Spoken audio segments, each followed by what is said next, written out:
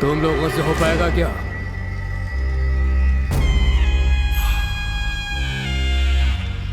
कहां से लेकर आओगी? हमें इन 13 दिनों तक बहुत ही चौकन्ना रहना होगा और बड़ी होशियारी के साथ ये काम करना होगा। अगर जरा भी चूक हुई तो खत्म। अब बताओ।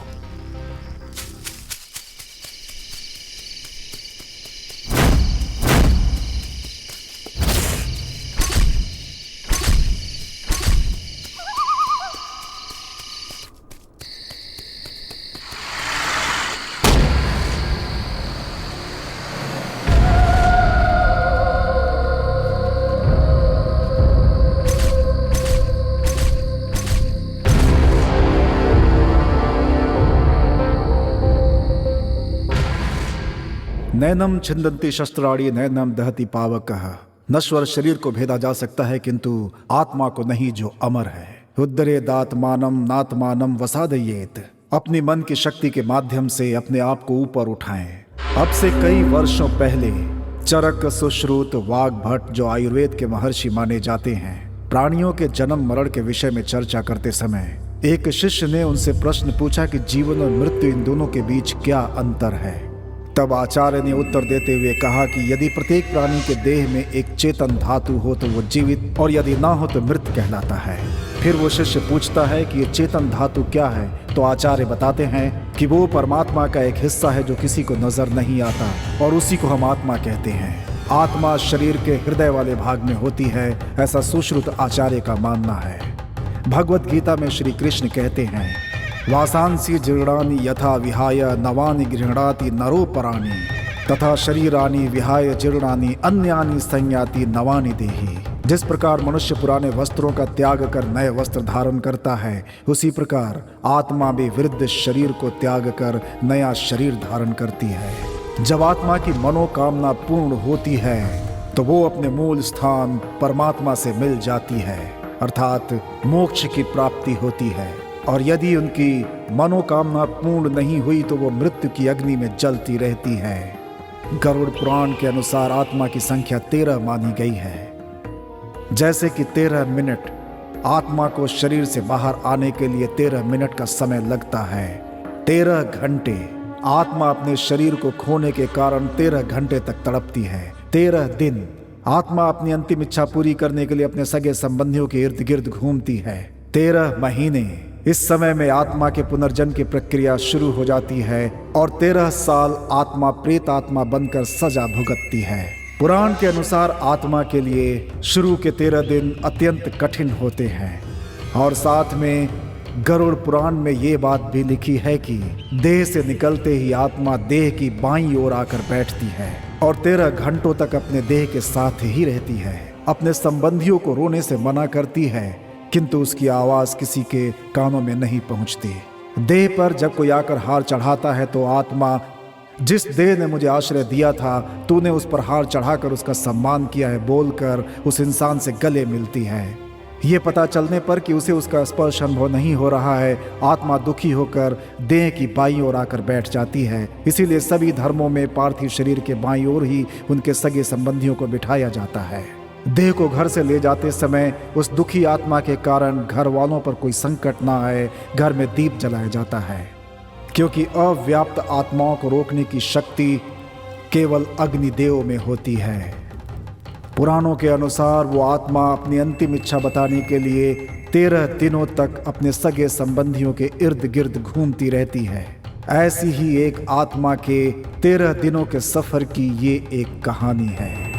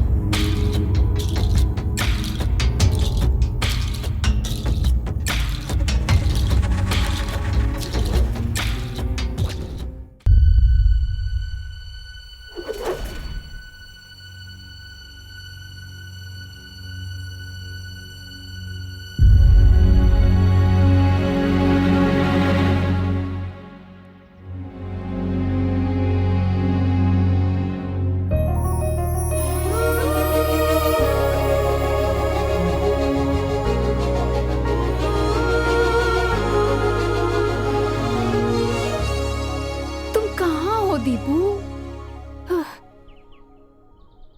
मुझे पता है तुम यहीं कहीं हो, बताओ ना प्लीज। मुझे पता है कि तुम यहीं कहीं छुपे हुए हो। अगर तुम बाहर नहीं आए ना तो मैं यहाँ से वापस चली जाऊंगी। मजाक नहीं कर रही हूँ। हाँ रुक जाओ प्लीज, जाने की बात मत करो जान। अच्छा, जान बोलकर तुम मुझे यहाँ पर इतना इंतजार करवा रहे हो, ये गलत नहीं है क्या? कसम से कहता हूँ गलत है, लेकिन अपने बॉयफ्रेंड को इतनी देर तक इंतजार करवाना ये भी तो गलत है ना। अच्छा, तो इस बात का तुम मुझसे बदला ले रहे हो? नहीं सूची, तुमसे किसी भी बात का बदला लेना या बुरा सोचना मुझसे नहीं होगा। मेरी तो हर धड़कन बस तुम्हारा ही नाम लेती है। लो सुनो, आई love you Suchi. I love you to.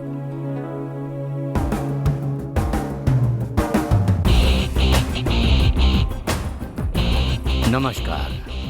मेरे पिताजी एक बात कहते थे, तुम चाहे कितने भी बड़े हो जाओ पर अपनी पोस्ट कभी नहीं भूलना, हमेशा लोगों की भलाई के बारे में सोचना। टूरिज्म मिनिस्टर होने के नाते मेरा भी यही सपना है कि मैं इस राज्य का डेवलपमेंट अच्छी तरह से कर सकूं। दैट विल स्टार्ट फ्रॉम मेरे अपने गांव बीदर से। कोई भी प्रॉब्लम आए या कोई आइडिया आए, आप मुझे इमीडिएटली कांटेक्ट करेंगे। And be a good officer mister Ram.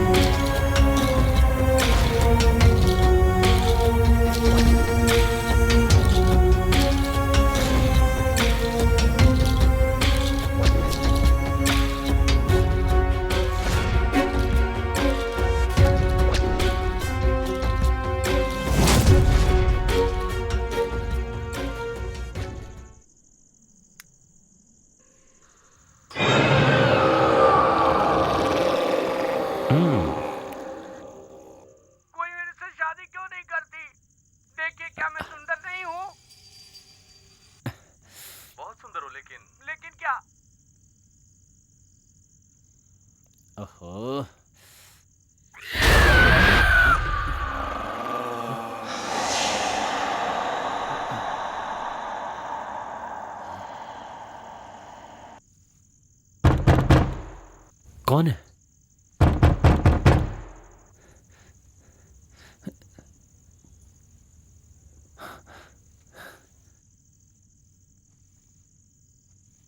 कौन है?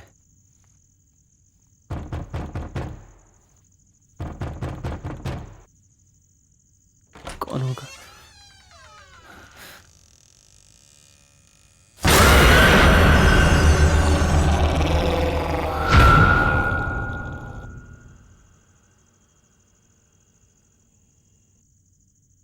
कौन है?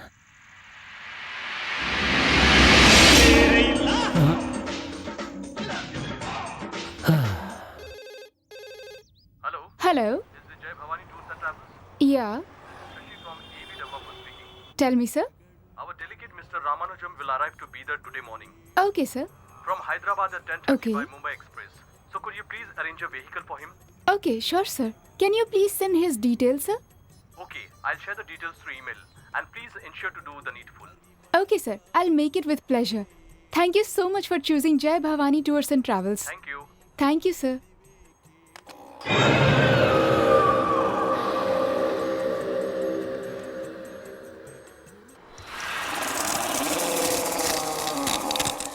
Hello. आप अभी कहाँ हैं sir? On the way to office madam. तो एक काम, कहिए ना, आपका हुक्म सर, आंखों पर। अब तुम जहाँ भी हो वहाँ से यू टर्न मारकर सीधा रेलवे स्टेशन पहुँचो। ओके, उसके बाद? हैदराबाद से एक रामानुजम नाम का आदमी आ रहा है।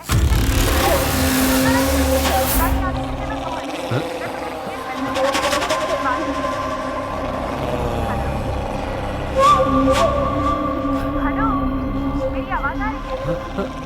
ओके।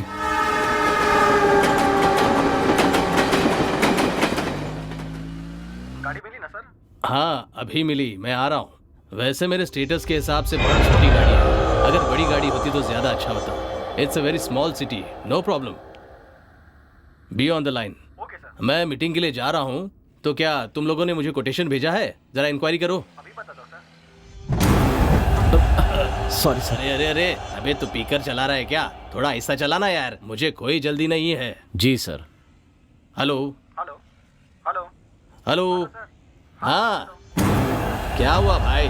अभी बताता हूँ बोलकर इतना टाइम लगा दिया तूने। अभी मैं कर रहा हूँ सर, बस 2 मिनट। क्या यार 2 मिनट लगेगा कह रहा है? सही से बता कितना टाइम लगेगा? सर भेज दिया सर, देख लीजिए। हाँ शुक्र है, देखता हूँ। Driver sir. Go fast. Okay sir. ए सुन, थोड़ा एसी हाई कर। ऐसे क्या देख रहा है? एसी बढ़ाने बोल रहा हूँ ना तुझे। एसी फुल है सर। छ-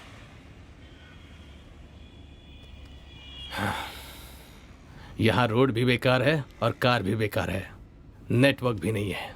वहां देखो कितनी गंदगी है। छे, पता नहीं कैसे जीते हैं यहाँ। हैं?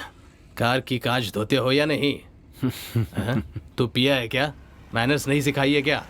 मैं इज्जत से ही पेश आ रहा हूँ सर। तू तो बहुत ही घमंडी है। सर, घमंड हम सिर्फ घमंडियों को दिखाते हैं और उनको अच्छे से नहा धोकर पूरी तरह से धो डालते हैं सर। सर, हम अतिथि सत्कार में एकदम टॉप पर हैं सर। हम मेहमान की खातिरदारी में कोई कसर नहीं छोड़ते सर। ये सब रहने दो, गाड़ी तो कंडीशन में है ना? ओ, गाड़ी एकदम सुपर है सर। सर, 1 साल हो चुका है, इस गाड़ी ने कभी धोखा नहीं दिया। आह, बहुत सुपर गाड़ी है भाई तेरी। 1 मिनट सर, मैं चेक करके देखता हूँ। हाँ कर ले। अचानक बंद कैसे हो गई? सब कुछ तो ठीक है।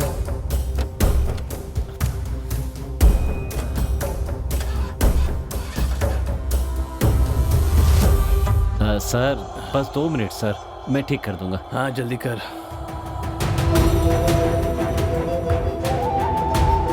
ज्यादा टाइम नहीं है। सब कुछ ठीक लग रहा है, फिर चल क्यों नहीं रही है? सर, आप बाहर क्यों आ गए सर? बहुत धूप है सर, अंदर बैठिए, मैं 2 मिनट में ठीक कर दूंगा। बस 2 minute sir. Sir please. 2 minute बोलकर 2 घंटे लगा दिए तुमने बनाने में। Sir please sir. वक्त की कीमत जानता है तू? Sir please sir. एक कस्टमर को बिठाने से पहले गाड़ी कैसी है, ठीक है या नहीं, ये पहले चेक करने के बाद फिर लेकर आना चाहिए था। इतनी अकल नहीं है तुझे? इडियट। रुक, तेरे सेठ को फोन लगाता हूँ मैं। सर मेरा काम चला जाएगा sir. Sir please. Imported suit गंदा कर दिया तूने, इडियट।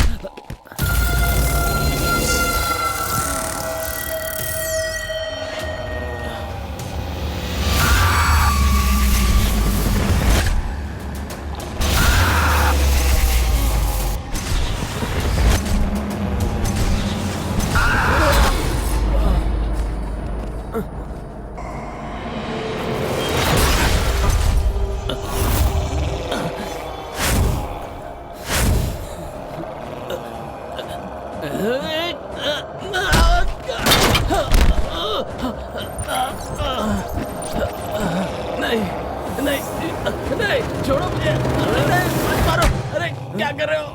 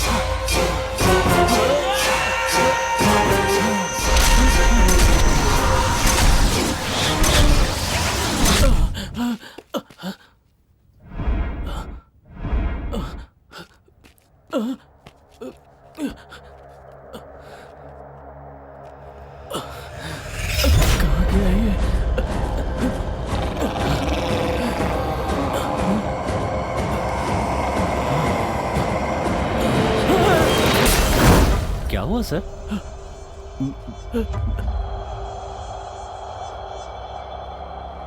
क्या बात है? आपको किसने हाथ मत मारा? लगा। बोलिए ना सर। कितना मारा तुमने मुझे? सर मैंने मारा? हाथ मत लगा। खुद मारा और पूछ रहा आप किसने मारा? सर हाथ मत लगा बोला ना। सर चलिए हाथ सर। मत लगा। जा सर रुकिए तो। बाप रे। ओहो, आखिर हुआ क्या? कुछ समझ में नहीं आ रहा है। हाँ। तुम यहाँ काम करने आए हो या गुंडागर्दी करने आए हो? हाँ, कस्टमर हमारे लिए भगवान है। Customer is God for the businessman. और तुमने उन्हें मारा? उन्होंने ऐसा क्या किया जो तुमने उन्हें मारा? सर मैंने ऐसा कुछ नहीं किया सर। कुछ नहीं किया मतलब क्या? क्या वो जानबूझकर अपने कपड़े फाड़कर यहाँ तमाशा करने आए थे? तुम्हारे भाई की वजह से मैंने काम पर रखा। जब आए थे तो कैसे थे और अब कैसे हो गए हो? सर वो तुम जाओ यहाँ से, गेट लॉस्ट। जाओ जाओ, दोबारा अपनी शक्ल मत दिखाना। जाओ।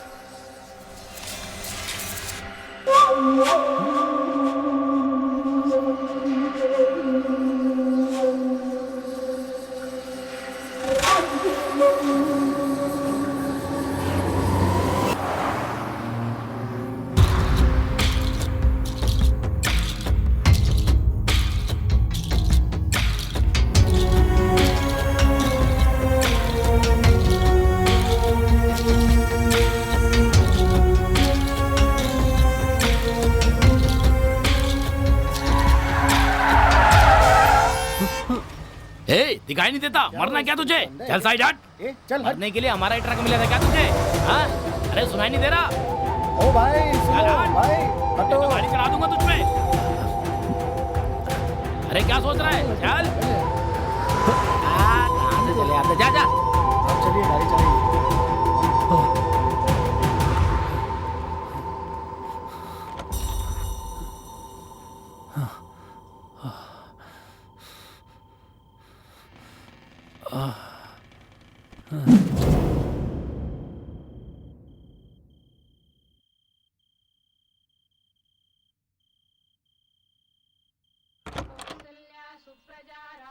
मैं जा रही हूँ माँ। सूची, नाश्ता तो करके जाओ बेटा। अरे नहीं माँ, वो अभी तैयार भी नहीं हुआ होगा, आलसियों की तरह सोया पड़ा होगा। और आज तो ऑफिस जल्दी भी पहुँचना है। चलती हूँ माँ। ठीक है, संभल कर जाओ। तुम भी ख्याल रखना। बाय।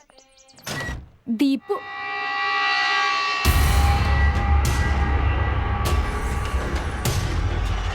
दीपू,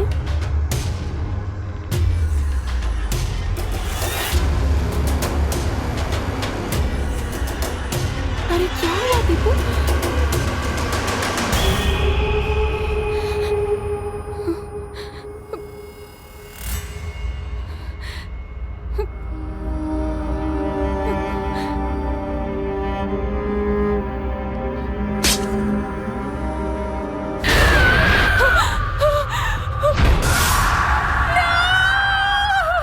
ए, क्या हुआ सुची?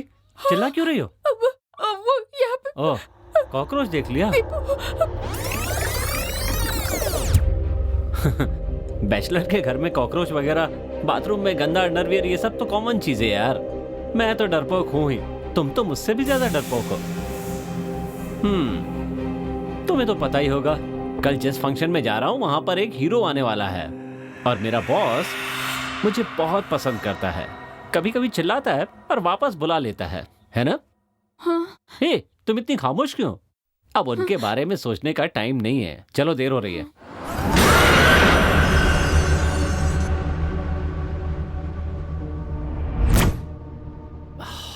आप ग्रेट हैं बॉस, दिन में भी देखने से सबकी हवा निकल जाए ऐसी फिल्म बनाई है। रियली आप एक रियल स्टार हैं बॉस। बोलकर साइलेंट मोड में भी क्या एंट्री दी आपने boss, really super boss. Vibration mode पे कहिए मैडम। हेलो दीपू, कहाँ हो तुम परेशान क्यों हो सुची? मुझे तुमसे अर्जेंटली मिलना है। इतनी सी बात है? 2 मिनट्स, मैं अभी मंदिर के पास पहुंचता हूं, ठीक है?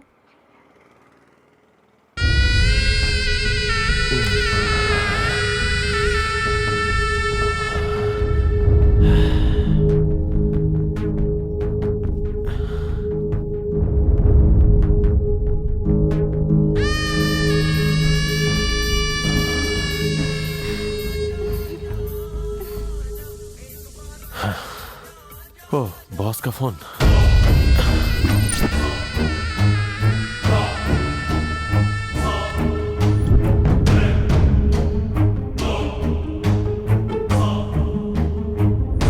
ठीक है बॉस। कौन था? अरे तुम्हें इससे क्या मतलब है?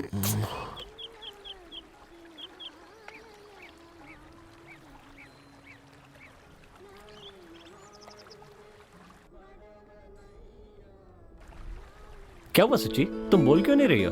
बड़ी परेशान लग रही हो। वो सुबह जब तुम्हारे घर आई थी तो मुझे अजीब सा लगा। अच्छा, मुझे भी यार 2-3 दिन से कुछ अजीब सा फील हो रहा है, इसीलिए तुम्हें यहाँ पर बुलाया।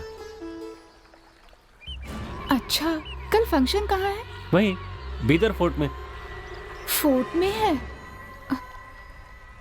तो फिर मैं भी तुम्हारे साथ आऊं? हे, वहां जाकर देखने के बजाय घर में रहकर टीवी पर देखो, वहां पब्लिक बहुत होगी। नहीं बाबा, रहने दो, तुम ले जाओगे या नहीं? ए, इतना गुस्सा होने की क्या बात है? ठीक है, ले चलूंगा। दीपू, हीरो असल में कैसे होते हैं? मतलब दिखने में कैसे होते हैं? और कैसे होंगे, वो भी मेरी तरह स्मार्ट होते हैं। और हीरोइन कैसी होती है? हीरोइन वो भी सुंदर होती हैं। मुझसे भी सुंदर होती हैं क्या? तुमसे तो बहुत सुंदर होती हैं। तुम्हें तो मेरा मतलब वो नहीं है यार, लड़कियां तो फूल की तरह होती हैं, जो पेड़ पर भी अच्छी लगती हैं और पेड़ से तोड़ने के बाद भी। अब तुम्हें ही देख लो, दिन के उजाले में तुम कितनी ब्यूटीफुल लगती हो और रात में और भी ज्यादा हसीन लगती हो, और पास आने पर चने के झाड़ पर मत चढ़ाओ। सच कह रहा हूँ, I love you, Suchi. I too love you, Deepu.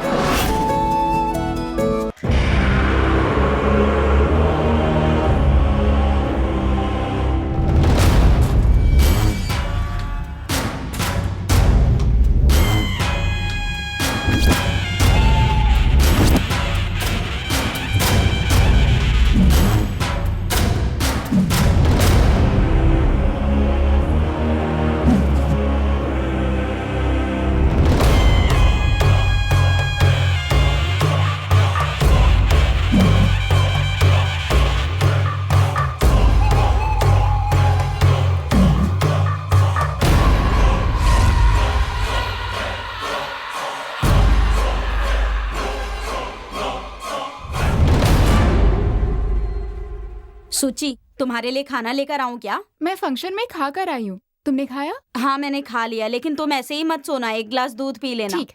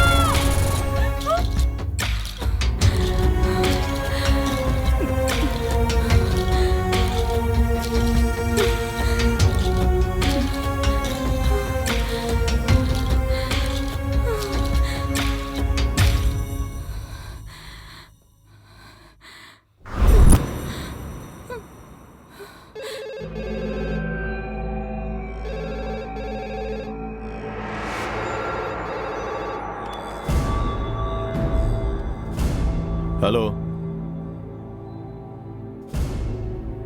ये कब हुआ? कहाँ?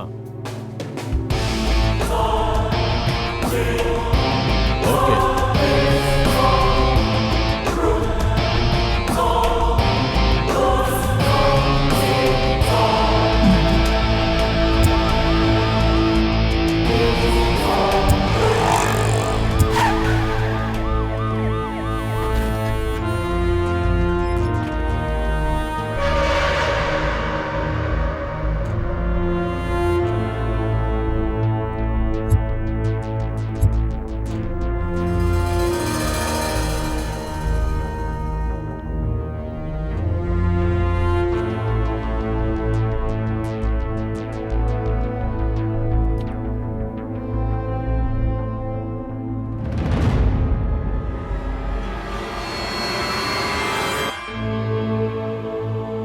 इसने आत्महत्या क्यों की?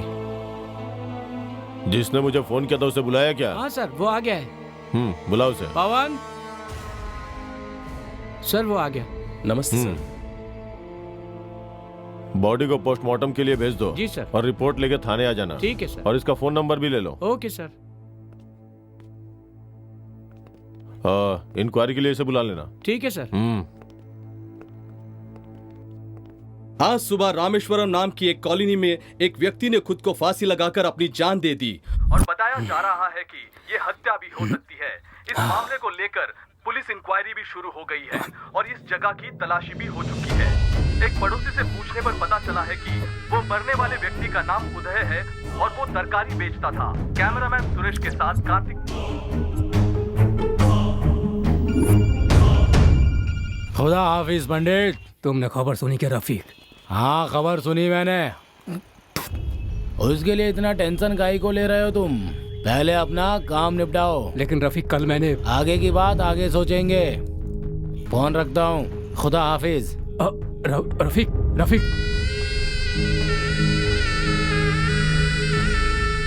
उसने आत्महत्या क्यों की? सुबह जब मैं ऑफिस जा रही थी ना, तो तुम्हारे घर के पास बहुत भीड़ थी। क्या हुआ था? मेरे घर के पास जो उदय रहता था ना, हाँ। उसने खुद को फांसी लगा के आत्महत्या कर ली। पुलिस वहाँ इंक्वायरी के लिए आई हुई थी, इसीलिए भीड़ जमा हो गई। ओह अच्छा, ऐसा क्या हुआ कि उसने आत्महत्या कर ली? ये तो मुझे भी नहीं पता, लेकिन जब भी मिलता था हाय हेलो करता था। अच्छा, ठीक ही लगता था। मुझे भी समझ में नहीं आ रहा है कि उसने ऐसा क्यों किया होगा। खैर छोड़ो, सबकी अपनी अपनी प्रॉब्लम होती है ना? सुची कहाँ चली गई? सुची, सुची, सुची, सुची, सुची, सुची।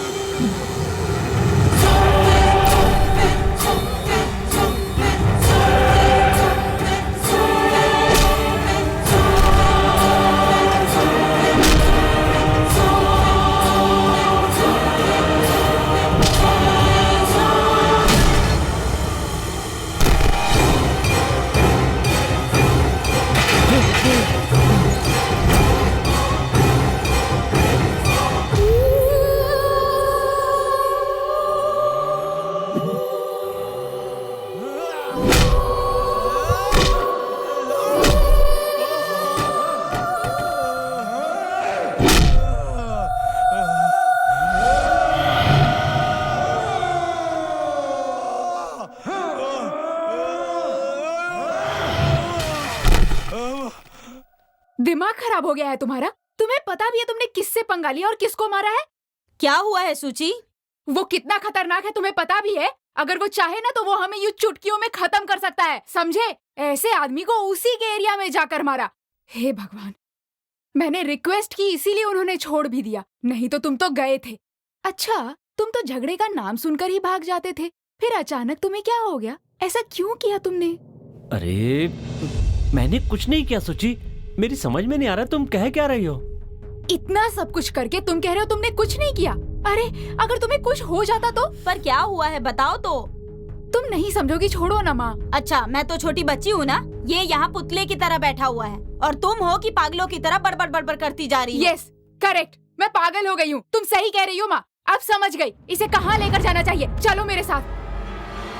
सूची, बीइंग अ साइकियाट्रिस्ट, इनका टेस्ट करने के बाद मुझे इनमें कोई प्रॉब्लम नजर नहीं आ रही है। इनका mind balance, IQ, thinking capacity, everything is normal. आपके कहने के अनुसार स्प्लिट पर्सनालिटी के कोई सिम्टम इनमें नजर नहीं आ रहे हैं। लेकिन डॉक्टर, मैंने जो... nothing to worry, he is absolutely fine. You may गो।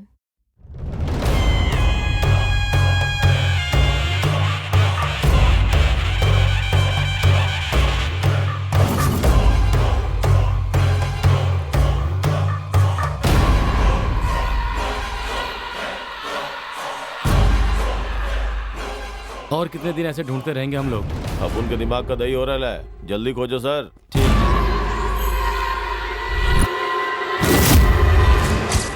इसे देखकर तो लग ही रहा है यहाँ का डॉक्टर क्या, कोई विदेशी डॉक्टर भी इसके बारे में यही कहेंगे। मतलब डॉक्टर को दिखाने से कुछ नहीं होने वाला है। इसे कहाँ लेकर जाना चाहिए और इसके साथ क्या करना चाहिए ये मुझे पता है। आपने जो बताया वो इसके साथ सिर्फ आज ही नहीं हुआ है, 6 दिनों से हो रहा है। 6 दिनों से हम लोग सिर्फ किले के चक्कर लगा रहे हैं पंडित। अब सिर्फ 7 दिन बचे हैं, पता नहीं क्या होगा। तुम जरा शांत रहोगे क्या? बाबा, ये किस लिए? वो इसलिए क्योंकि पिछले 6 दिनों से एक बहुत ही ताकतवर रूह इसके पीछे पड़ी हुई है और वही इसे सता रही है। उस रूह से कोई तकलीफ तो नहीं होगी? उसे क्या तकलीफ हो सकती है? वो इसके पीछे क्यों पड़ी हुई है, वो इसके साथ ऐसा क्यों कर रही है, ये जानना आसान नहीं है। मिला? नहीं मिला। यहाँ जाऊं?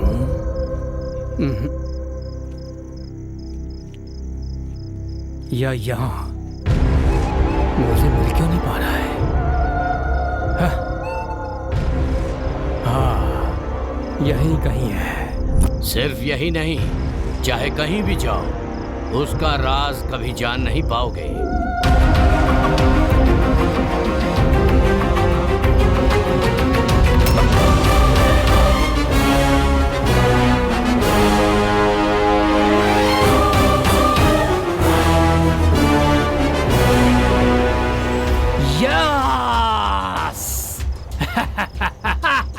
यस यस, यही वो जगह है जिसे हम इतने दिनों से तलाश कर रहे थे। Finally we got it. 6 दिनों से हम लोग जिस जगह को ढूंढ रहे थे, आज वो मिल ही गई। इंशाल्लाह। पंडित जी, आपने घर दिखाया। यस, क्योंकि वो एक असंतुष्ट आत्मा है। वो इंसान की रूह में घुसी हुई है। अपनी इच्छा पूरी किए बगैर वो आत्मा इसका पीछा नहीं छोड़ेगी।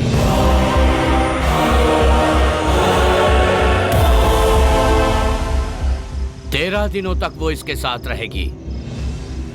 लेकिन एक बात मैं आपको बताना चाहूंगा, उसके पास अपना काम पूरा करने के लिए 7 दिन बचे हैं। 7 दिन बचे? शफी, मुरली, आज शाम को ठीक 7 बजे तुम लोगों को 7वें दिन का काम जो मैंने बताया था वो शुरू कर देना चाहिए। ठीक है सर। हो जाएगा पंडित। हाँ, ये जो 7 दिन है इसके लिए खतरे से खाली नहीं है। 8वें दिन से हम लोग अपने सारे के सारे सपने पूरे कर सकते हैं, जो चाहे कर सकते हैं।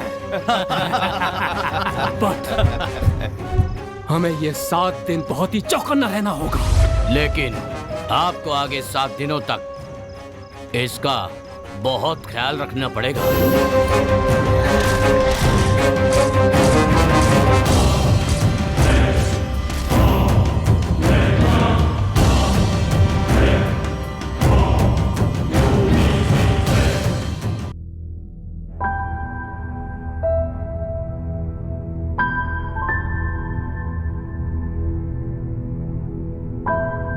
21st सेंचुरी की लड़की होकर तुम किसी बाबा पर यकीन कर रही हो? 6 दिन खत्म हो चुके हैं, 7 दिन ही बाकी हैं। इस तरह 13 दिन आत्मा वात्मा पीछा करती है, ये सब बकवास सुनकर अपना दिमाग खराब करके बैठी हो। तुझ में दिमाग है या नहीं?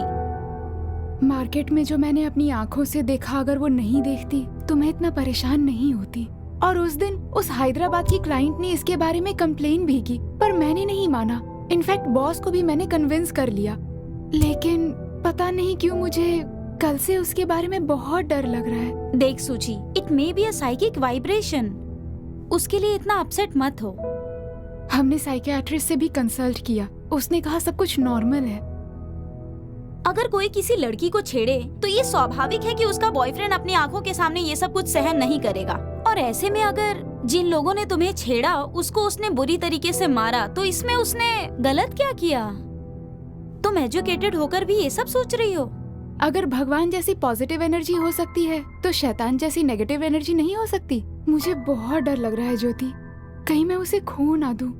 रिलैक्स सूची, अगर तुम्हें ऐसा लगता है कि कोई रूह वगैरह जैसी कोई प्रॉब्लम है तो इसका कोई सॉल्यूशन तो होगा ही। दीपू के साथ थोड़े दिन के लिए कहीं घूमने चली जाओ। एनवायरनमेंट के चेंज होते ही तेरा डिप्रेशन मूड भी थोड़ा चेंज हो जाएगा। और अगर बाहर जाने के बाद भी कुछ नहीं हुआ तो? बात तो सही है। तू एक काम कर, यहाँ वहाँ घूमने के बजाय मेरे अंकल का आयुर्वेदिक सेंटर है, अगर वहाँ गई तो उसका ट्रीटमेंट भी हो जाएगा और तेरा मूड भी चेंज हो जाएगा। अगर तू अभी हाँ कहेगी तो मैं फोन करके अरेंजमेंट करवा देती हूँ। ठीक है। कम ऑन सूची, सब ठीक हो जाएगा। चल अब।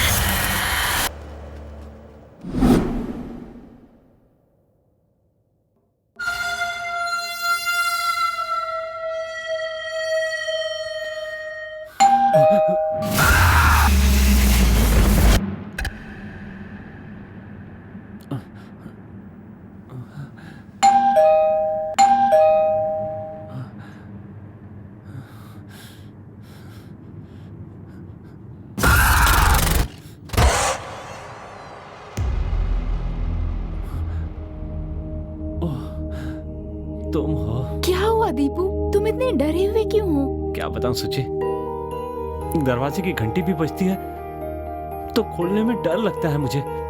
अजीब सी आवाजें मुझे बार बार सुनाई देती हैं। अगर यही चलता रहा तो सच कहता हूँ मैं पागल हो जाऊंगा। प्लीज प्लीज मुझे बचा लो सुची। अरे बुद्धू, जब तक मैं जिंदा हूँ तुम्हें कुछ नहीं होने दूंगी। Don't worry, I am with you. I love you Suchi, I love you. I love you to.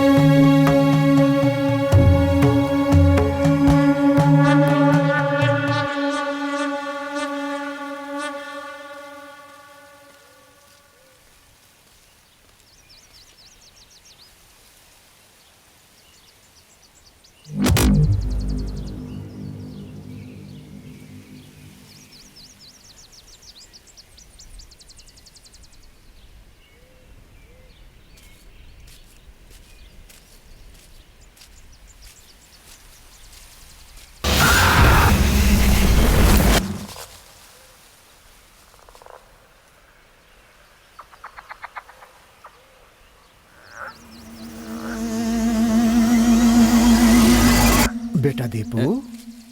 नमस्ते गुरुजी। नमस्ते बेटा दीपू। तुम्हें रात को कोई डरावना भयानक सपना आता है क्या? और फिर उस सपने में तुम्हें कोई बुला रहा है, ऐसा महसूस होता है क्या? ऐसे सपने तो नहीं आते सर, लेकिन क्या हकीकत में ये चीजें मेरे साथ हो रही हैं सर। अच्छा। यही कुछ 8-10 महीने से पता नहीं क्यों मेरे घर जाते ही कोई मेरे आगे पीछे आसपास घूम रहा है, मुझे अपने पास बुला रहा है, ऐसा लगता है। ठीक है, ये बात तुमने अपने माँ बाप को बताई? कहने के लिए कोई मेरा अपना है ही नहीं सर, मैं अनाथ हूँ।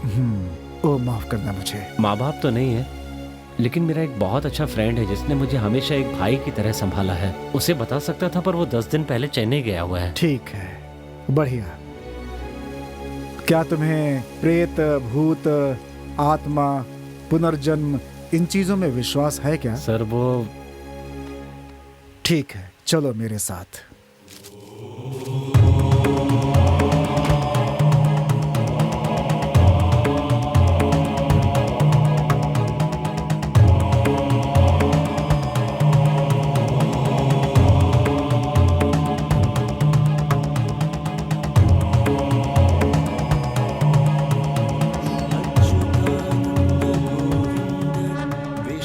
श्लोक सुनाई दे रहा है तुम्हें? हाँ सुनाई दे रहा है। इसे यदि संभव हो तो धीरे धीरे धीरे दोहराते जाओ। ठीक है सर। और फिर कल क्या हुआ था, परसों क्या हुआ था, उसके पहले क्या हुआ था, ये सब धीरे धीरे याद करते जाओ। याद करो बेटा, याद करो।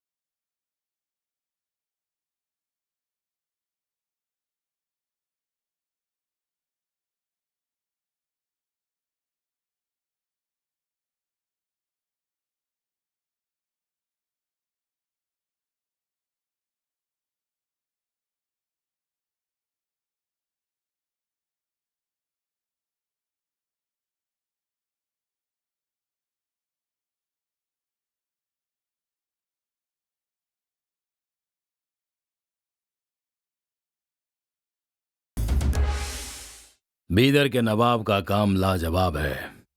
बस आपकी दुआ है भाईजान। गुलबर्गा के कवाजे बंदे नवाज से लेकर बीजापुर तक हमारा ही हुक्म चलता है, लेकिन यहाँ भी राज करना चाहते हैं। आप हमसे बड़े हैं, इसका मतलब ये नहीं कि हम आपके गुलाम हैं।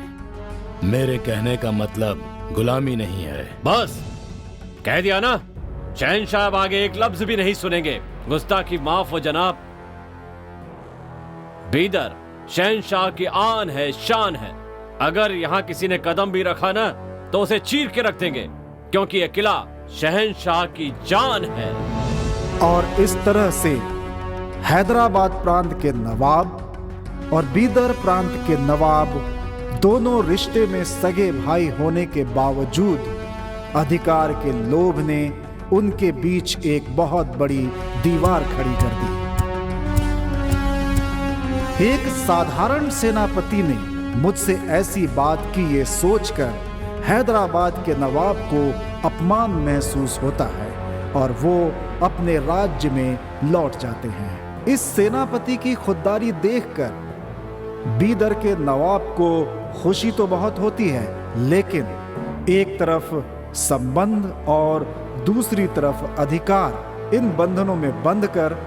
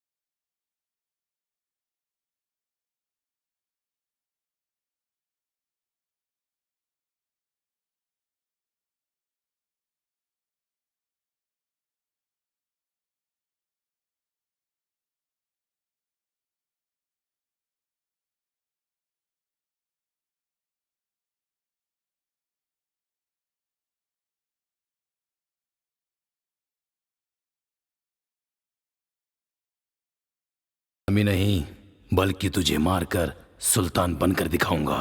और वहां हैदराबाद के नवाब अपने अपमान का बदला लेने की कोशिश में लगा रहता है और साथ ही साथ बीदर पर कब्जा करने का मंसूबा बनाता रहता है। और इधर बीदर के नवाब औरंगाबाद के सफर के दौरान एक सुंदर सी कन्या को देखकर मोहित हो जाते हैं। उसकी 7 पत्नियां होने के बावजूद मैं इस लड़की से शादी करूंगा, ऐसा संदेश उसके माँ बाप को भिजवाते हैं। ये हसीना हमारी अगली बेगम है। राजा के आदेश का उल्लंघन करने की हिम्मत लड़की के माँ बाप में नहीं थी, इसलिए वह ना चाहते हुए भी अपनी सुंदर कन्या का विवाह राजा के साथ कर देते हैं, क्योंकि ये उनके लिए एक गर्व की भी बात थी। वो कन्या नवाब के साथ बीदर के लिए निकल पड़ती है और बीदर की प्रजा बड़े धूमधाम से इन दोनों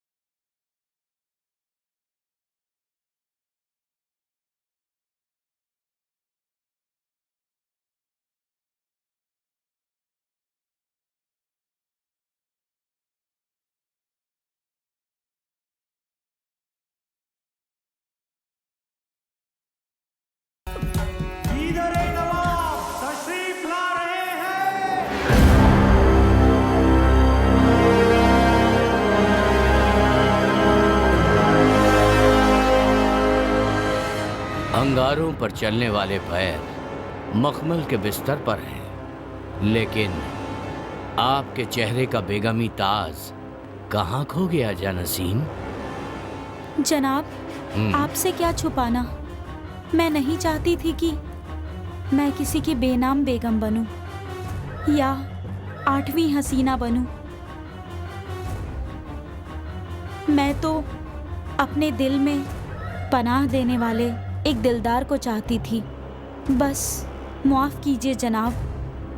आप हमारी बेगम तो हैं, लेकिन उससे पहले आप यहाँ की रियाया हैं और लोगों के साथ जबरदस्ती करना हमारे इस जिस्म में जब तक जान है तब तक तो ये मुमकिन नहीं। आपने ये सोच भी कैसे लिया कि हम आपके साथ जबरदस्ती कर सकते हैं हसीना?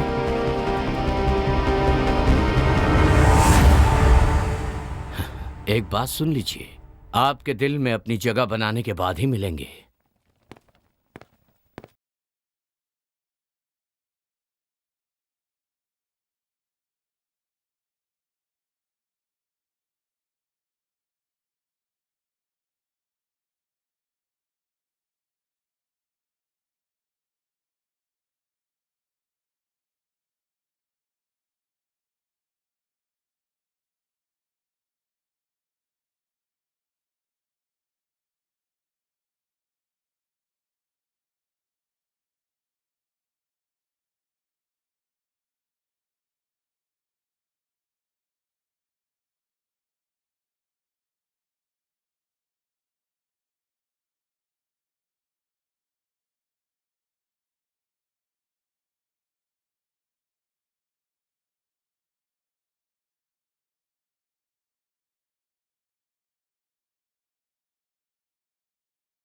हैदराबाद के नवाब बीदर के नवाब को एक पत्र भेजते हैं। पत्र में लिखा होता है कि अगर पत्र के मिलते ही 15 दिनों के भीतर तुम मुझसे आकर नहीं मिलोगे तो मैं युद्ध की घोषणा कर दूंगा। भाईजान होने के नाते हमारे हाथ बंधे हुए हैं, वरना ऐलान जंग के लिए हम भी तैयार हैं। प्रजा की खुशी के लिए, भाई से अपना रिश्ता बनाए रखने के लिए युद्ध ना करने का निर्णय करके वह हैदराबाद जाने की तैयारी शुरू करते हैं। उसी समय औरंगाबाद से भी एक पत्र आता है जिसमें लिखा होता है कि रानी के पिता की तबीयत ठीक ना होने के कारण उनके पिता रानी से आखिरी बार मिलना चाहते हैं। ऐसी हालत में क्या करें क्या ना करें सोच सोच कर राजा एक फैसला करते हैं और अपने वफादार सैनिक को अपने पास बुलाते हैं और रानी को पूरी हिफाजत के साथ औरंगाबाद ले जाने की जिम्मेदारी उसे सौंप देते हैं। जी हुजूर।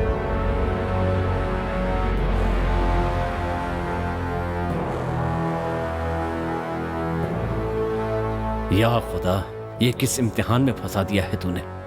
शहंशाह से ये बात मैं कैसे बयां करूं कि उनकी रानी मुझे चाहती है। अपने शहंशाह के भरोसे की कीमत मैं कैसे चुकाऊं, और शहंशाह के हुक्म को मैं मना भी नहीं कर सकता। हाँ, यही ठीक होगा। फिर सेनापति अपने एक करीबी मित्र को बुलाता है और उसे एक छोटा सा बक्सा और एक पत्र लिख कर देता है और कहता है कि अगर मैं किसी कारणवश वापस नहीं लौटा तो ये चीज़ें अपने नवाब को दे देना। और इसके बाद वो रानी को लेकर सफ़र पर निकल पड़ता है और फिर रास्ते में। मैं आज तक तेरे जनाब के साथ बिस्तर पर हुई नहीं। मुझे पता है। तू मुझे कबूल कर ले। जहां पनाह से गद्दारी जब तक इस जिस्म में जान है तब तक मुमकिन नहीं है। मेरा ये वादा है कि हमारा ये नाता शहंशाह को पता नहीं चलेगा। वो मेरे खुदा हैं और मेरे खुदा के साथ न मैं गद्दारी करूंगा और ना किसी को करने दूंगा। मैं भी देख लूंगी मुझसे बेवफाई करके शहंशाह से कैसे वफादार रहेगा। रानी सेनापति को उससे प्यार करने के लिए जबरदस्ती उकसाती है। चूंकि वफादार सेनापति मना कर देता है, इसलिए रानी उसके ऊपर आरोप लगाती है कि सेनापति ने उसके साथ बलात्कार करने की कोशिश की। ये खबर सुनते ही नवाब सेनापति से कुछ पूछे बिना ही सब कुछ सच मानकर उसे द्रोही करार देता है और उसे फांसी पर चढ़ा देता है। और जैसे ही ये बात सेनापति के मित्र को पता चलती है, वो बक्सा जो सेनापति ने उसे दी थी नवाब को सौंप देता है।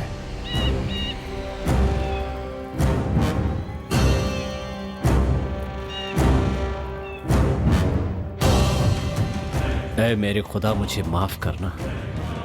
अगर आप एक इशारा करते कि 100 लोगों से लड़कर आ तो मैं खुशी खुशी चला जाता।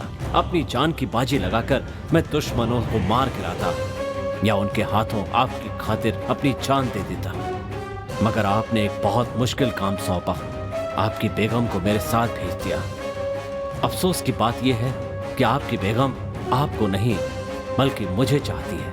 औरंगाबाद के इस 3 दिन के सफर में अगर जवानी के जोश में मैं बहक गया, आपसे गद्दारी करने का बोझ मैं सह नहीं पाऊंगा। इसलिए मैं अपनी मर्दानगी को खत्म कर रहा हूं।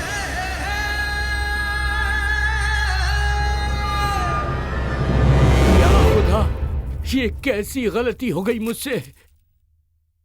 अपने राजा के प्रति वो सेनापति इतना वफादार था कि उसने अपना लिंग काटकर अपने पुरुषत्व का त्याग कर दिया था ताकि उससे कोई गलती ना हो।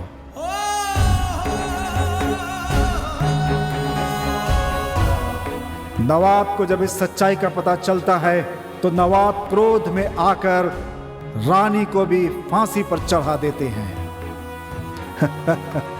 लेकिन रानी की मौत से भी नवाब को तसल्ली नहीं मिलती। एक फरेबी औरत की वजह से अपने उस वफादार सेनापति को खोने के गम में वो टूट से जाते हैं। अगर पुनर्जन्म जैसी कोई चीज है तो उस जन्म में मैं अपनी जान की बाजी लगाकर तुम्हारी रक्षा करूंगा, ऐसी दुआ वो नवाब ऊपर वाले से मांगते हैं। और इन सारे फसाद की जड़ और कोई नहीं बल्कि हैदराबाद का नवाब था।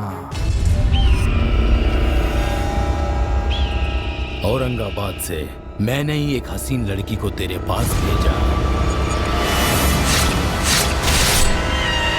एक ही तीर से 2 शिकार किए और तुझे और तेरे सेनापति को खत्म कर दिया। तेरे ही हाथों से उसे फांसी का फंदा पहना दिया। उस दिन उसकी आवाज बीदर के किले में गूंज रही थी ना, अब मेरी हंसी की आवाज पूरा बीदर सुनेगा।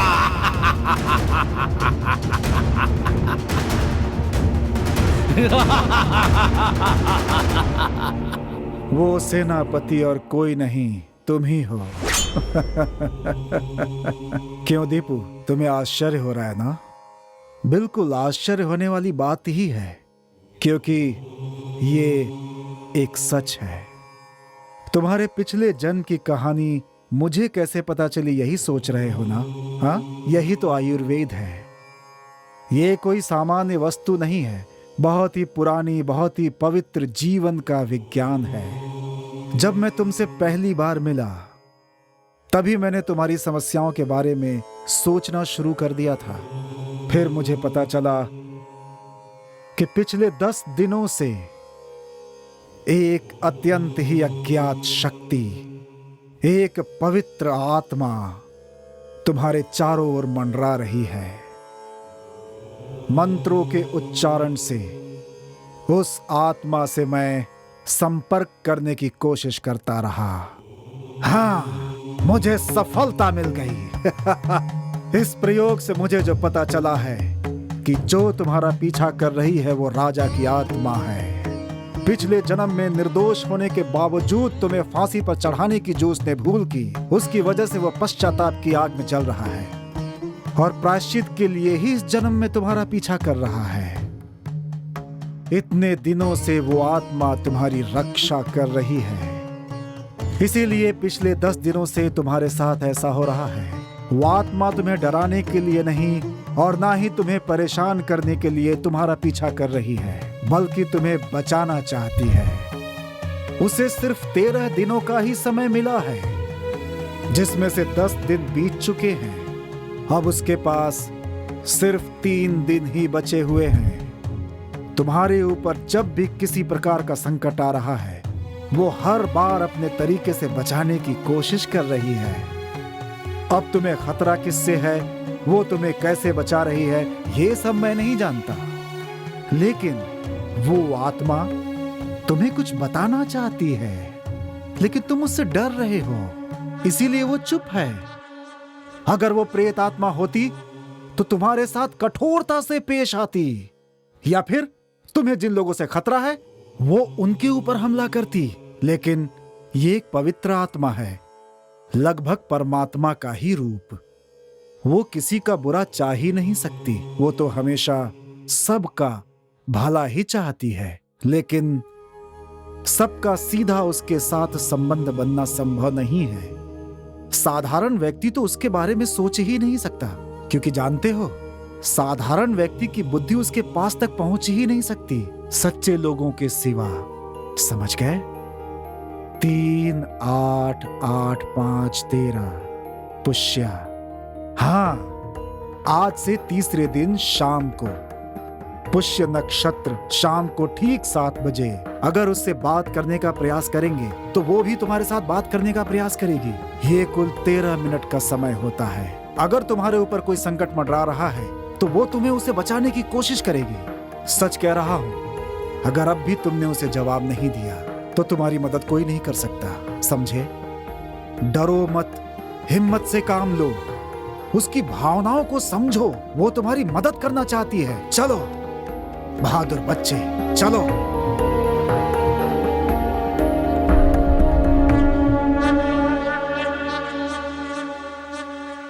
सुची, क्या हुआ माँ? डॉक्टर ने क्या कहा? अरे माँ, डरने की कोई जरूरत नहीं है। दरगाह वाले बाबा की तरह ही 3 दिन ख्याल रखने को कहा है, बस इतना ही। पता नहीं वो क्या कहेंगे, ये सोचकर मैं बहुत डर गई थी।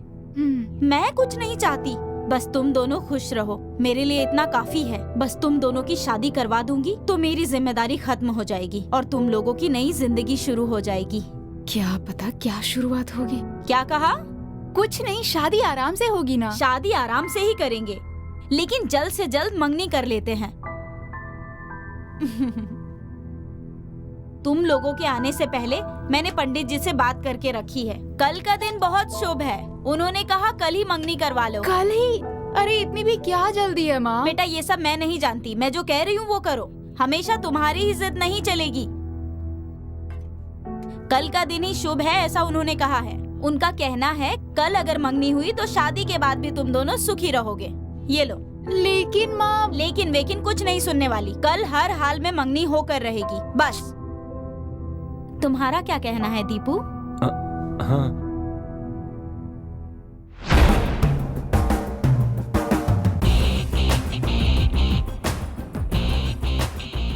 उस दिन सबको लग रहा था कि उसने खुद फांसी लगाई है, लेकिन इसमें तो लिखा है कि it is not hanging death. उसमें ड्रग्स इंजेक्ट किया गया था और ड्रग्स की वजह से ही हार्ट ब्लॉक हो गया, जिसकी वजह से मौत हो गई। हाँ sir. I think this is not due to cervical pressure. इस रिपोर्ट से पता चलता है कि डॉक्टर कितना चालाक है, तो फिर मर्डर करने वाला बहुत ही चालाक होगा। अच्छा, उस दिन स्पॉट पे इंस्पेक्शन करते वक्त कुछ एविडेंस मिले थे ना जो तुम्हें दिए थे? यस। कहाँ है वो? ये लीजिए। गुड। Bhavani travel agency. वैसे प्रदीप और उदय नाम का कोई आदमी हमारे यहाँ काम नहीं करता सर। बट इस आईडी कार्ड में जो एड्रेस और फोन नंबर है वो यहीं का है ना? हाँ यस सर। Quite interesting. चलिए। हाँ सर, मेरा स्टाफ यहीं है, आइए मिलाता हूँ। हाँ अच्छा, तो नागेश जी ये आपके स्टाफ हैं क्या? ये ऑफिस स्टाफ है सर। इनके अलावा 6 ड्राइवर भी हैं। वो टूरिस्ट को अटेंड कर रहे हैं। आते ही उन्हें थाने भेज दूंगा। अरे आप तकलीफ मत कीजिए, अब तो मेरा आना जाना लगा ही रहेगा। वो आए तो मुझे बुला लीजिएगा। पक्का पक्का सर। थैंक यू, चलता हूँ। एनी टाइम आइए sir. Mister Nagesh. Yes sir. देखिए, जब तक मैं इस केस की इन्वेस्टिगेशन कर रहा हूँ, इन्वेस्टिगेशन पूरा होने के पहले आपका कोई भी स्टाफ या आपका ड्राइवर बिना मेरी परमिशन लिए कहीं दूर नहीं जा सकता। Okay sir. ओके सर, मैं कह दूंगा सर। अच्छा नागेश जी, ये दोनों कौन है? ये दोनों भी स्टाफ है सर। ये रिसेप्शनिस्ट सुचित्रा है और ये दीपू है ड्राइवर। ओह नमस्ते सर। ये क्या है? आज हमारी एंगेजमेंट है सर, इसलिए इन्हें इनवाइट करने के लिए आए थे। मिठाई लीजिए। Thank you. लगता है इनविटेशन के पहले ही मैं बिन बुलाए मेहमान की तरह आ गया। बाय द वे, सदा खुश रहो। भगवान आप लोगों की जोड़ी बनाए रखे। Thank you sir. सर शाम को मेरी सगाई, आप जरूर आइए। सिर्फ आज ही नहीं, अब तो मेरा आना जाना लगा रहेगा। Okay, take care. See you mister Nagesh. Okay sir. Sir एक सवाल पूछना चाहता हूँ मैं। हाँ। जहाँ पर मर्डर हुआ है और हमें जो आईडी कार्ड मिला वो इस ट्रैवल एजेंसी का, ये तो कंफर्म हो गया है ना सर? तो अपने स्टाइल से जांच पड़ताल शुरू कीजिए सर। आप ऐसा क्यों नहीं कर रहे हैं, मेरी तो समझ में नहीं आ रहा है। अगर तुम्हें समझ में आ जाता तो हाँ सर। मेरी जगह पे तुम होते ना, और तेरी जगह पे मैं होता। देख, खूनी ने पहले खून किया, उसके बाद इसे आत्महत्या का रूप देने के लिए लाश को फांसी से लटका दिया। और सबसे खास बात, उसने बिना सोचे समझे ये मर्डर नहीं किया। उसने बहुत होशियारी से नस में एयर इंजेक्ट करके बहुत ही चालाकी से मर्डर किया है। मेरी नजर में वो खूनी बहुत ही चालाक है, इसलिए उसने हमें डाइवर्ट करने के लिए उसका वो आईडी कार्ड उसने उस जगह पे फेंका ताकि वो हमें मिल जाए। इस तरह के केस अक्सर कॉम्प्लिकेटेड होते हैं, लेकिन कोई बात नहीं। लगता है उसे उल्टे रास्ते पे चलने में मजा आता है। मैं भी उल्टे रास्ते पे चल के उसकी गर्दन दबोच लूंगा।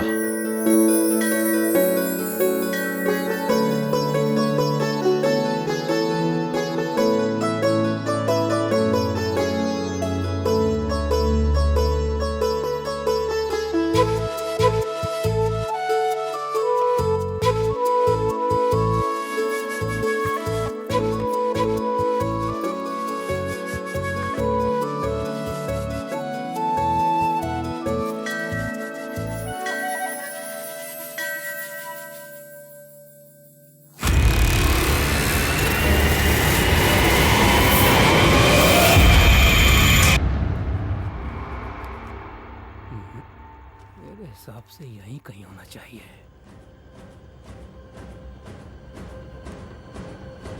यहाँ से इस जगह पर आते हैं तो इस जगह पर ही होगा।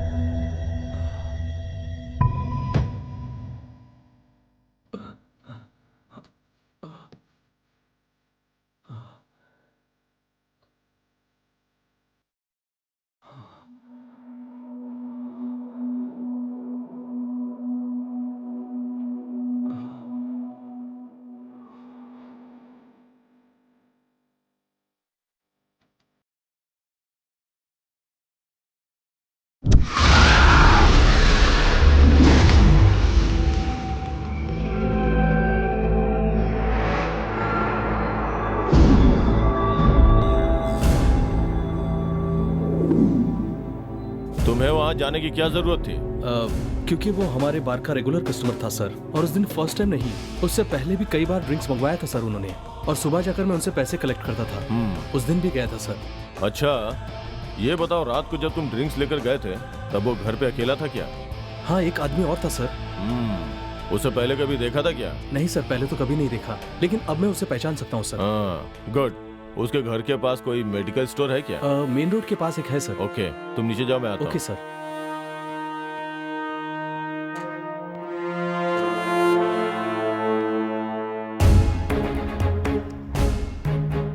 इतनी चालाकी से खून किया है, मतलब इसके पीछे जरूर कोई मकसद है। Medical store.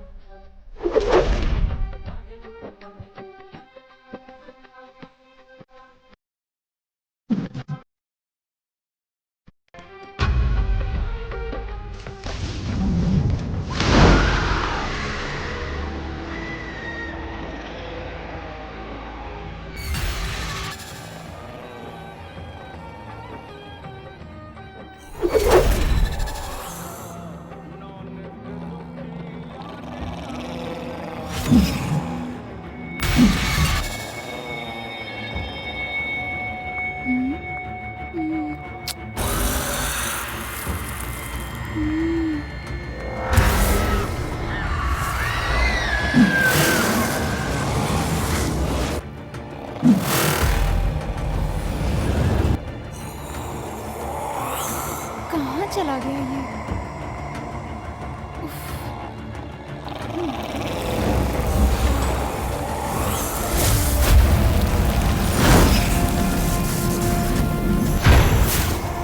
कहाँ ढूंढूं?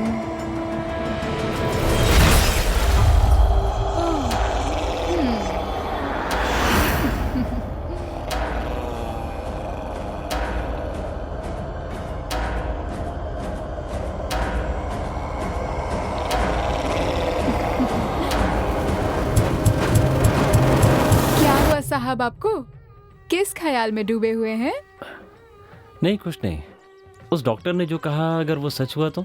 उसके लिए इतना सोचने की क्या जरूरत है? जो होना है वो होकर रहेगा। तुम बेकार में टेंशन मत लो। लेकिन लेकिन मुझे नहीं सुनना। मैंने कहा ना, कल से सब कुछ ठीक हो जाएगा। हम पहले जैसे ही रहेंगे। अब मैं तुम्हारी एक नहीं सुनूंगी। कल शाम को मैं 5 बजे आऊंगी। तुम तैयार रहना। मैं तुम्हें एक नई जगह लेके जाने वाली हूँ। ठीक है।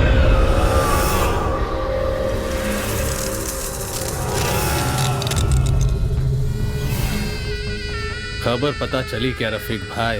बताएगा तभी तो पता चलेगा। राइट। अपना उदय है ना, उसने आत्महत्या नहीं की थी। तो वो कहना क्या चाहता है? उसका मर्डर हुआ था। मर्डर था? हाँ, और मर्डर करने वाले को पुलिस हर जगह तलाश कर रही है भाई। मूड क्यों खराब कर रहे? चुपचाप ही है, समझा इसको। सही कहा भाई, लेकिन हम मूड बनाने की बातें ही करते रहेंगे या सुल्तान की तरह एंजॉय भी करेंगे? कल शाम को 7 बजे जब वो पंडित काम खत्म करेगा, तब वहाँ के सुल्तान हम होंगे और हमारी आसपास की लड़कियां हमारी बेगम होगी। इसे कहीं देखा हुआ लग रहा है। कहाँ देखा है? बस कुछ दिन की बात है, उसके बाद जिंदगी में ऐश ही ऐश होंगे। वाह, हम सब सुल्तान होंगे और सारी लड़कियां हमारी बेगम। सुनना सर। यहाँ खड़ा क्या कर रहा है? यहाँ के सिगरेट लेकर आ। हाँ ओके सर। बढ़िया है भाई। ज्यादा चढ़गी क्या? मजा करेंगे भाई, मजा करेंगे। ये पूरा साम्राज्य ना हमारा होना चाहिए। हाँ भाई। ये नशा भी क्या चीज है यार? जी करता है बस पीता रहूं। नशा कभी उतरे ही ना। हट जाओ भाई। चुप कर।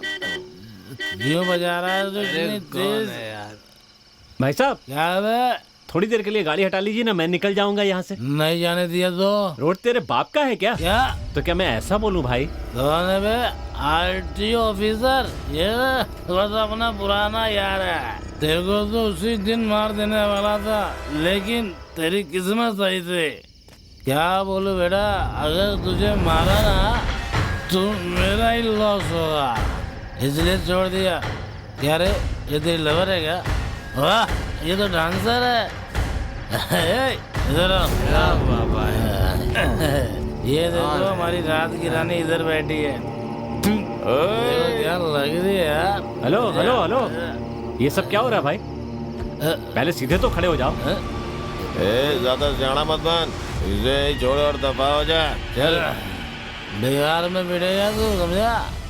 कस्टमर को ऐसे समय में छोड़कर चले जाना ठीक नहीं होता भाई, वो भी एक लेडी कस्टमर को ऐसी सुनसान जगह पे। आप ये ठीक नहीं कर रहे हैं भाई। ओ कबूतर, इतनी झाड़पट्टी क्यों दिखा रहा है? ये तेरी लवर है क्या? अरे ये बार डांसर है, समझा? जब वो बार में डांस करती है तो बार डांसर होती है, लेकिन अभी मेरी कस्टमर है। हम इतने शरीफ नहीं है जो तेरी बात सुन के चुपचाप चले जाएंगे। अबे फिल्म के हीरो की तरह डायलॉग क्यों मार रहा है बे? चल निकल यहाँ से, जाने मत।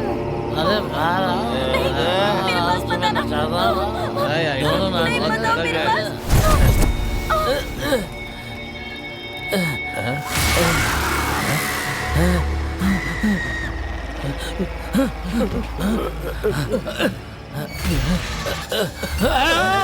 अरे भूतिया भागो भागो भाई। अरे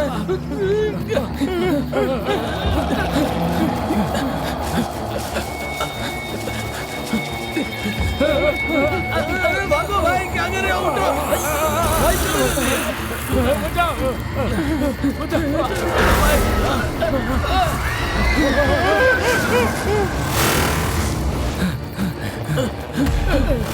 दरवाजा खोलो, दरवाजा खोलो, बंद करो। क्या हुआ, क्या हुआ?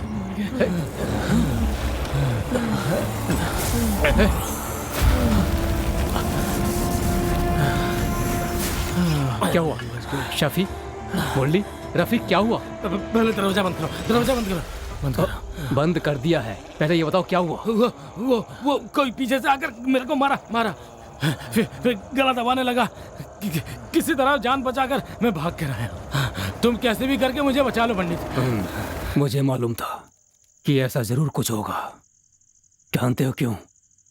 हम जो महान काम करने जा रहे हैं वो दिन कल है, भूल तो नहीं गए तुम लोग? मतलब कल 13वां दिन है, याद है ना? स्वाभाविक है, हमें अपने रास्ते से भटकाने के लिए कोई हमारे साथ ये सब कर रहा है। इनफैक्ट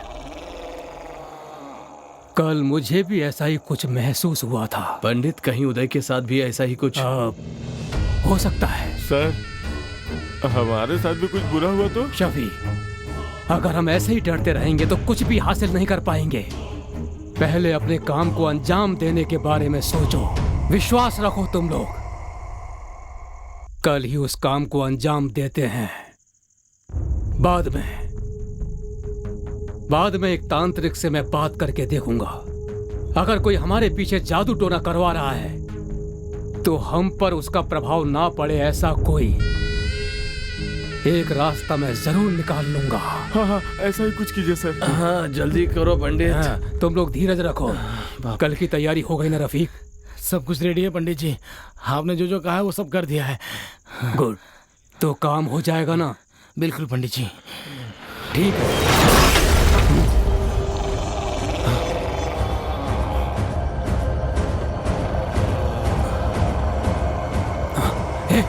डरो मत, कूल रहो, कूल।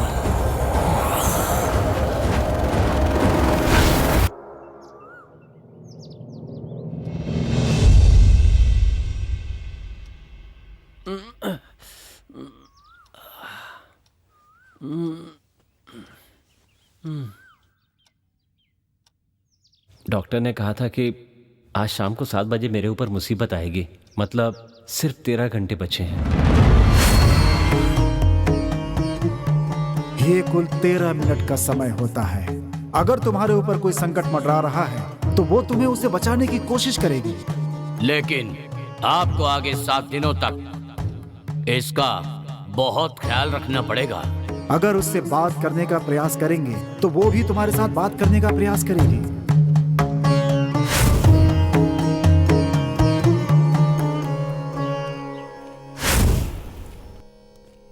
नमस्ते सर। अरे पवन, क्या हुआ आज इतनी सुबह सुबह? सर, उस दिन रात को उदय के साथ जो आदमी था ना, वो कल रात हमारे बार में आया था सर। आपको मैंने उस वक्त फोन भी किया था, पर आपका फोन नहीं लग रहा था सर। अच्छा, हो सकता है नेटवर्क की प्रॉब्लम रही हो। सर ये देखिए, मैंने उसकी फोटो ली है। गुड। वो कुछ बड़ी चीज की प्लानिंग कर रहे थे सर। इसके साथ और 2 लोग थे। आज रात को किले में कुछ काम खत्म करने की बात कर रहे थे सर। मतलब यहीं आसपास में रहते हैं वो? हाँ सर। दोबारा तो मैं फिर बुलाऊंगा, आ जाना। जरूर सर। ठीक है, थैंक यू।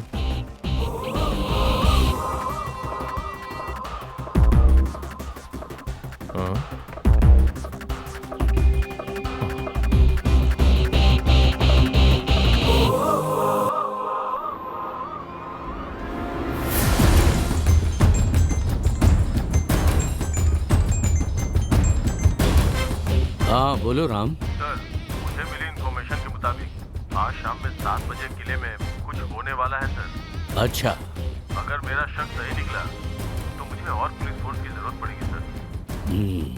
तुम एक अच्छे ऑफिसर हो। I will consider your request. मैं कमिश्नर से बात करूंगा।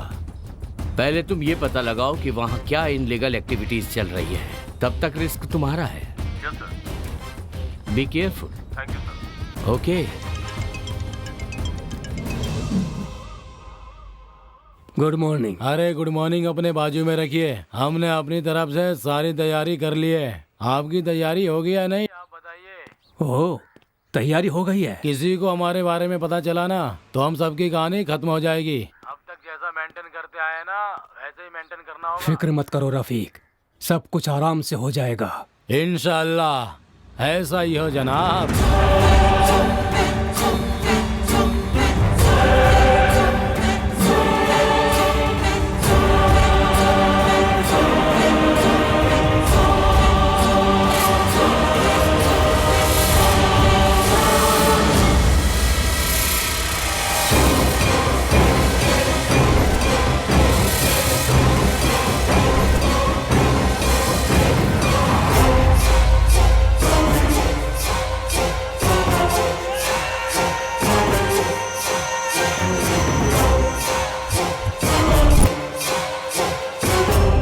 यही वो किला है। इस पुराने किले के सिर्फ 2 ही एंट्रेंस हैं। अगर हम उसे ब्लॉक करके कवर करेंगे तो वो जरूर फंसेंगे।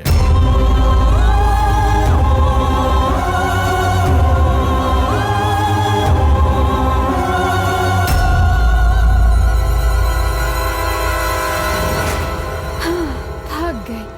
आज मेरी जिंदगी का सबसे बड़ा दिन है। I am so happy Deepu. तुम तो हैप्पी हो, पर मुझे बहुत टेंशन हो रही है। टेंशन? टेंशन लेने का नहीं, देने का डाले।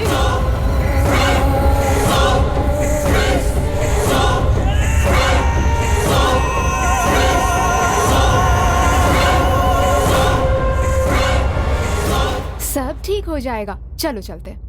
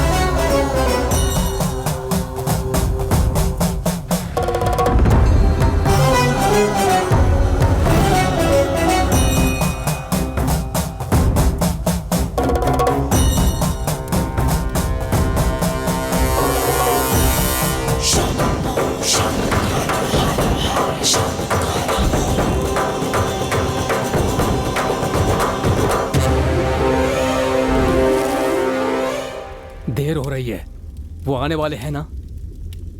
हाँ वो पक्का आएंगे सर। ऐसा मौका फिर से नहीं मिलने वाला।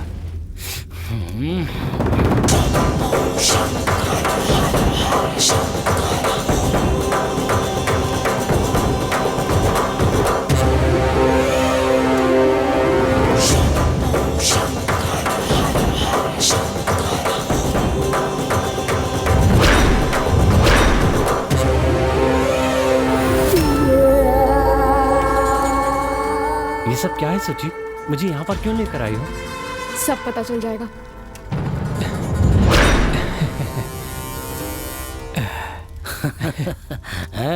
देखा पंडित? गुड रफीक, अच्छा अरेंजमेंट किया है।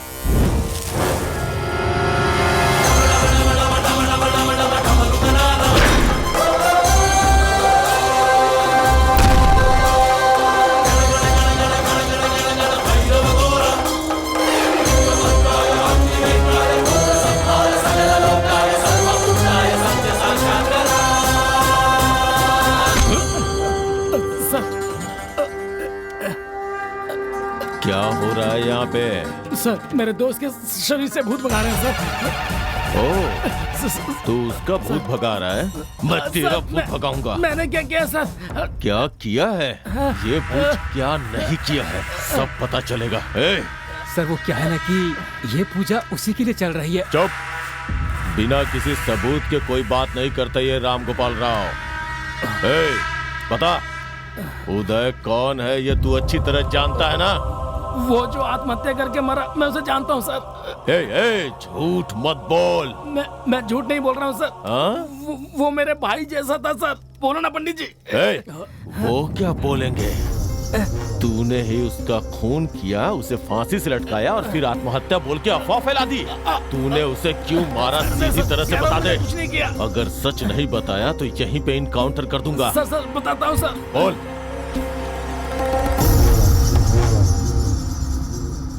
नमस्ते भाई। भाई पैसे सुबह आके ले जाना। ठीक है भाई। और एकदम सुबह सुबह मत आ जाना। ओके भाई। भाई अगर हमें 10 करोड़ मिल जाए तो क्या करोगे? आपस में बांट लेंगे और क्या। हम में से कोई मर गया तो? अरे हाँ, बिल्कुल सही कह रहा है छोटू।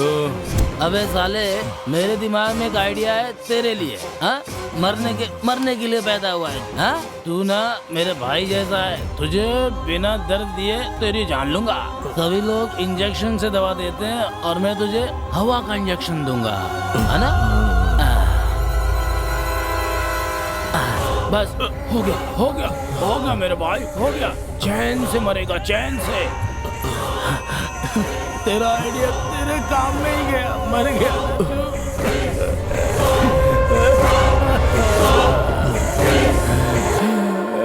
इतनी कम उम्र में ही आत्महत्या कर दी तूने। मेरा भाई कैसा था, मुझे छोड़ के चला गया। अब मैं किसके साथ दारू पीऊंगा?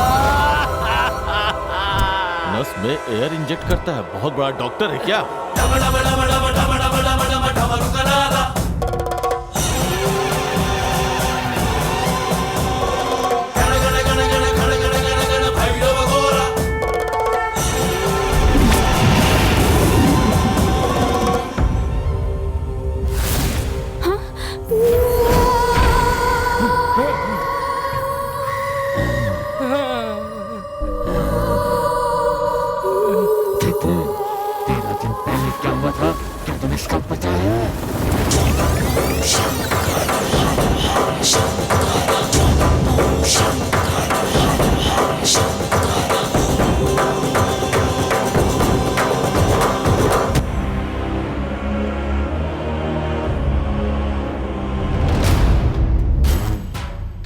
यस, तुम्हारा अंदाजा सही है, लेकिन तुम लोग जितना सोच रहे हो उससे भी 10 गुना ज्यादा खजाना उस किले में गड़ा हुआ है। 16वीं शताब्दी में निजामों ने बड़ी चालाकी के साथ अपना सारा खजाना बहुत ही सुरक्षा से इस किले के नीचे गाड़ दिया था। वो खजाना किले में कहां है उसका पता मैं जरूर लगाऊंगा, लेकिन उस खजाने को वहां से बाहर निकालना इतना आसान नहीं है। उसे वहां से बाहर निकालने के लिए कहते हैं 13 साल में एक बार पुष्प नक्षत्र में एक बड़ी पूजा करवानी होती है। 13 साल के बाद? हाँ, लेकिन उन 13 सालों को पूरा होने में अब सिर्फ 13 दिन ही बचे हैं। सिर्फ 13 दिन। और एक और जरूरी बात यह है कि उसे जमीन से बाहर निकालने के लिए हमें 5 जीवों की बलि चढ़ानी होगी। 5। ये तुम लोगों से हो पाएगा? अरे पंडित, थोड़े से पैसे के लिए अपने माँ बाप को भी बेचकर खाने वाले लोग हैं हम। अगर बोरी भर के सोना मिलेगा तो हम कुछ भी करने के लिए तैयार हैं। आगे का डिटेल बताओ तुम। अरे ये काम इतना आसान नहीं है रफीक। इसमें हमारी जान भी जा सकती है। पैसे से दुनिया चलती है पंडित, काम कोई भी हो चलेगा। तो ठीक है, आज से ठीक 13 दिनों के बाद ठीक 7 बजे हम लोगों को पूजा शुरू करवानी होगी और हमें बलि चढ़ानी होगी। पानी में रहने वाले जीव की बलि, भूमि पर रहने वाले एक जीव की बलि और आकाश में उड़ने वाले एक जीव की भी बलि। इन सभी जीवों की बलि हमें देनी होगी। Last but not in the list, पुष्प नक्षत्र में जन्म हुआ। हमारे पूजा के समय तक एक ऐसा नर जो हमेशा से ब्रह्मचर्य का पालन करता हो, ऐसे मनुष्य की बलि चढ़ानी होगी। पंडित, तुमने जो कहा वो हम सारी चीजें ला सकते हैं, लेकिन पुष्य नक्षत्र में जन्मे हुए ऐसे आदमी को हम कहां से लाएंगे बताओ? हाँ, ये तुम लोगों को सोचना है। इन सबसे भी जरूरी है पुष्प नक्षत्र में जन्मा हुआ आदमी। अब बोलो, क्या तुम लोग ये काम कर सकते हो? हाँ, हो जाएगा। उस ब्रह्मचारी लड़के को मैं लेकर आऊंगी, बाकी का इंतजाम तुम लोग कर लेना। तुम लाओगी? किसे लाओगी और कैसे लेकर आओगी तुम? वो लड़का है ना दीपू, जो कि मेरे प्यार में पागल हुआ पड़ा है, उसे लेकर आऊंगी। इसकी जिम्मेदारी मैं लेती हूँ। उस लड़की के बारे में बताने के लिए मैं दीपू के पास दौड़ा चला रहा था। किसी तरह से दीपू को तुमसे दूर रखना चाहता था, लेकिन रास्ते में एक ट्रक ने मुझे टक्कर मार दी। मैंने दीपू को समझाने की बहुत कोशिश की, लेकिन फिर उसे ये सोचकर छोड़ दिया कि डर से उसे कुछ हो न जाए। तुमने दीपू से दूर करने के लिए जब तुम दीपू के घर गई तो तुम्हें डराने की कोशिश की। हाँ, लेकिन तुम इसे लेकर चली गई। हाँ, तुम दोनों को दूर करने की मैंने बहुत कोशिश की, पर मेरी सारी कोशिशें नाकामयाब हो गई।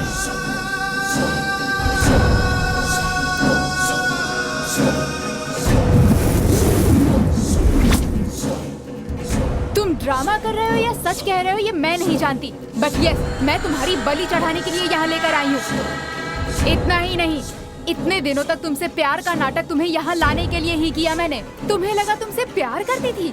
ऐसा पता है क्यों किया? क्योंकि मुझे मेहनत नहीं, शॉर्टकट से पैसे कमाने थे। अगर पैसे होंगे ना तो तेरे जैसे हजारों बॉयफ्रेंड मिल जाएंगे मुझे। मेरे लिए पैसा ही सब कुछ क्यों है तुम्हें पता है? क्योंकि पैसों की वजह से मेरी फैमिली बर्बाद हो गई।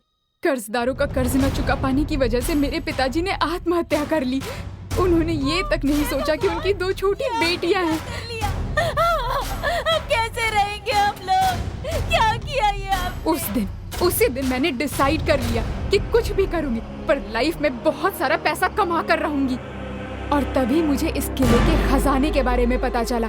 जल्द से जल्द अमीर बनने का मुझे यही एक रास्ता नजर आया, लेकिन इतने बड़े किले में खजाना कहाँ है ये मुझे नहीं पता था। इस बात का पता करने के लिए मैं इस पंडित और आर्कियोलॉजिस्ट से मिली। बाकी कामों के लिए मैंने रफीक, शफी और मुरली से कांटेक्ट किया। हम हर रोज इस किले में आते थे, पर फिर भी हमें पता नहीं चला कि खजाना कहाँ है। उस दिन जब हम मार्केट में कुछ जरूरी बात कर रहे थे, तब तुम बीच में आ गए और तुम्हारी मारपीट और गुस्सा देखकर मैं बहुत डर गई थी। मुझे कुछ ना हो इसलिए तुम्हारा आयुर्वेदिक ट्रीटमेंट करवाया।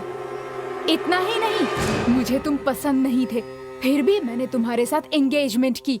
खजाना मिलने के बाद उसके ज्यादा हिस्से ना करने पड़े, ये सोचकर मैंने टीम के एक एक आदमी को मारने का प्लान बनाया और उसके लिए रफीक को सुपारी दी। खून तुमने किया है इस बात का शक पुलिस को तुम पर हो। मैंने इसका भी प्लान बनाया, पर हो नहीं पाया।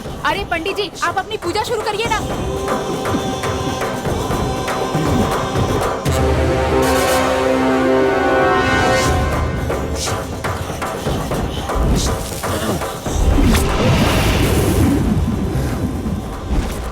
सोचा तुम्हें जान से मार दूं, पर ऐसा नहीं कर पाया।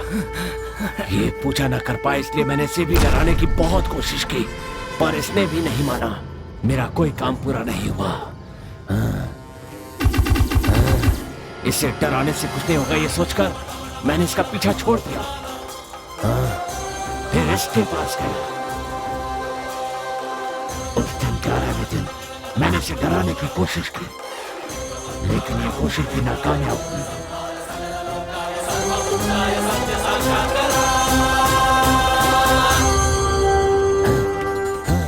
फिर आखिरी में मैं इन लोगों के पास गया।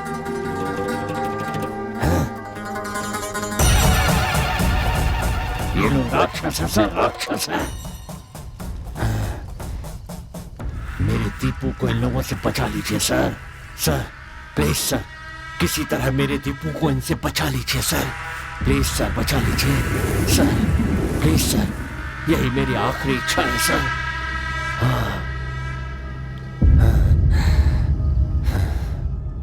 एक ऐतिहासिक स्मारक में खजाना है, ऐसी गलत बात फैलाकर इस काम को अंजाम देने के लिए और ये साजिश रचने के लिए, यानी एक इंसान का खून करने की कोशिश करने के जुर्म में नारायण पंडित और उनके चारों साथियों को ये अदालत आईपीसी सेक्शन 320 बी के तहत उम्र कैद की सजा सुनाती है।